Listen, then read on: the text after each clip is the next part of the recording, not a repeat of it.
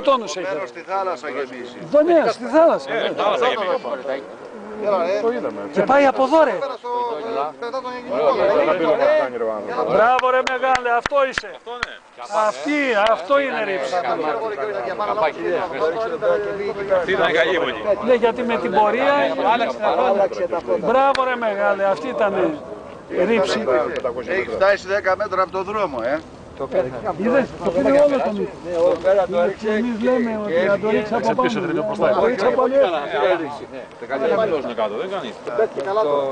Τώρα να έρθουν τα μικρά να ρίξουν κανένα δύο και χάνουν. έχει φτάσει στο δρόμο.